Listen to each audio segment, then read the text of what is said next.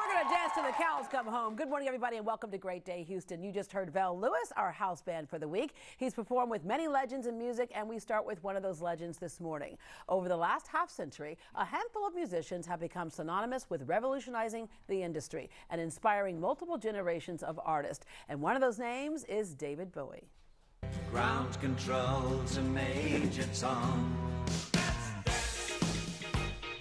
Put on your red shoes and dance the blues. I saw my baby crying hard as babe could cry. I'm afraid of Americans. Gets me to the church on time. Is there life on Mars? Born David Robert Jones in London in 1947, he began playing jazz at the age of 13, then jumped into rock and pop music.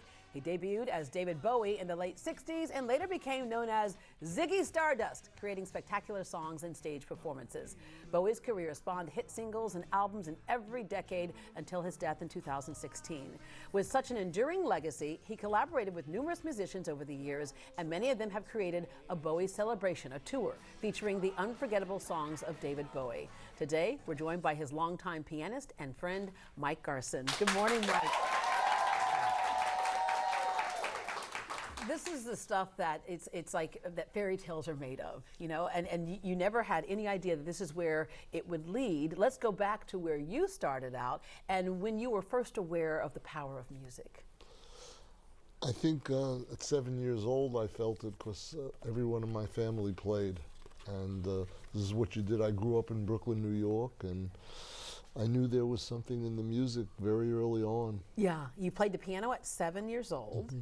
And was it one of those things you did just because everybody else was doing it, or did you take to it right away, or was it one of those things that you got to practice your piano, son? There was both things going on because Yeah. I was a normal kid and I wanted to play on the street with my friends. But there was a little telephone in the closet in my house in Brooklyn, and every time I would stop practicing, my mom would go into the closet and make believe she's calling the teacher to cancel my lesson. Oh, And I'd always go back to the piano. yeah. So, yeah. And the piano, of course, can take you anywhere. There's classical piano, which you understand that. But jazz is interesting because it's one of those things that kind of breaks all the rules. Yeah, yeah. I spent maybe 150,000 hours practicing the piano. I would just play 8 hours a day and then go do a jazz gig in New York City for 6 hours a night. This is all I knew. Yeah. And still all I know. And people knew you. You did all kinds of performances. You were on The Tonight Show with Johnny Carson 4 times. Mm-hmm. You got to do so many other things. And one of the things that you decided through music is that you wanted to make a positive impression on people through music. This has kind of been your life's work, your ministry, if you will. In a way, you know, because I believe the healing power of music is very strong. I was with David Bowie in Japan in 1995, and he took me to a Zen monastery because he had a lot of Buddhism in him. And this Zen monk, who was 98, said that in the 21st century, it was going to be the musicians and the music that's going to be really what elevates people in the healing. And I was kind of shocked that he said it was through a translator. Yeah, but something that you had always felt. How did you first meet Bowie?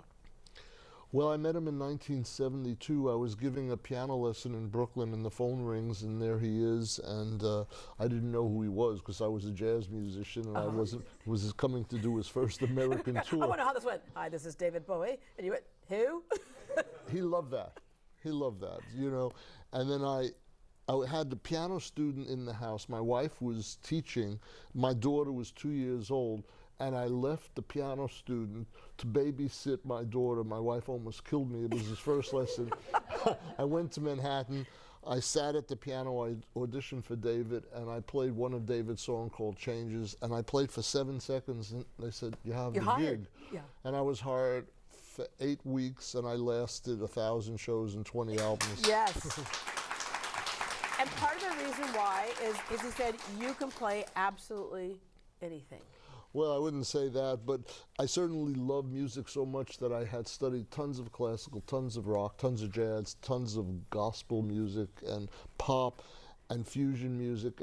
And David was kind of like an ultimate casting director, and he saw that he could take the history of jazz and classical and place it on top of his music, which now would separate him from all the rock stars, because there's this crazy other music. I didn't know any of this. I was just playing the piano. I was sort of so he's like, I was just playing. I didn't know any of this. Yeah, and you say he's the ultimate casting director. Who's also the ultimate character. So Ziggy Stardust, what we talked about earlier, was kind of his alter ego. Yes. He was a showman on stage, and this is the thing that you can go to the concert and your music can drive you, but what thrills you is the actual performance and what we see in these characters here. That was your first tour with him, was during 1972. It was his first American tour. It was the Ziggy Tour. I went into shock, because it's like I'm playing jazz clubs for 10 people making $5 a night, and I'm sitting at the piano and I'm looking up in the air, and I thought it was the PA system that gives the sound for the audience, and I said, you're turning it the wrong way. And they said, no, that's just your monitor system, so you could hear it. There's the PA, and it was up like 50 feet, all these speakers. When you said you were in shock, I thought you were going to say you were in shock at what he was wearing, because he would always thrill people. Well, that too. I came in with, a T-shirt and jeans, and everyone in the Spiders from Mars and Davids, they were glammed out. And I thought, where am I? Yeah. All right, then there was the Young Americans tour. Yeah. I was the musical director for that, and Luther Vandross was in my band. But Luther Vandross at the time was the backup singer, He was unknown. Yeah. That's very cool. And then you all were, of course, on the Dick Cavett show. So coming to America for them had to be a big thrill, because at the time that was the deal. Can you cross the sea? Can you cross the ocean? And of course, you were already here. Yeah. And so, what was the conversation like when they came to America and they're thinking, are we going to make it here or not? Well, I'd be riding in the limo with David, because he was a sponge. He wanted to know everything about America from me, and he'd be listening to Aretha Franklin, preparing the music for the Young Americans album, and I thought, I like this guy. All right, Life on Mars, that was live in Paris in 1999. Yes. It was about the 200th time we had done that song, and he decided he wanted to do it just with piano and voice. And we were in Paris in a live concert. You just see it on YouTube. Yeah. He had such a beautiful voice. Of course, a lot of his hits, Fame, Changes, Space Oddity, Let's Dance, as we talked about, or heard a couple of times, Under Pressure, with Queen, by the way, and the Modern Love, Rebel Rebel. Take us in that process of creating a song and the first time that you all get together. And oftentimes, when a song, we talk about a song, it starts on the keyboard, doesn't it? Yes, it does, keyboard or the guitar, and a lot of the pieces he wrote was on the keyboard. And it's just a spontaneous unfolding, and it's like you're almost channeling the music. And if that's what your passion is, and that's what you're meant to do. Could you ever tell what was going to be a big hit? I never looked at that. It was always, every piece to me was a potential big hit, but I never thought hits as much as do I like the piece of music. Yeah, because you're creating, and it all had validity. You don't want to judge it at that point, because it sort of puts a curse on it in a way. Yeah. Okay, a Bowie Celebration. Yeah. Tell us about this, and then how we all, with several generations, can experience the joy of Bowie again. Well, I've been touring this around the world for the last 3 years, and I'm on my 48th concert tonight here in Houston, and it's a well-oiled machine. There's several musicians who were alumni who played with him. The bass player, Carl Monroe, was on Let's Dance, and Earl Slick, the lead guitarist, joined us in 1974. Charlie Sexton, who was friends with David, is on this tour with us. He's a wonderful singer and guitarist, and he loved David. So it's a great band, and we're just touring, and I just feel the music, the songs are so strong.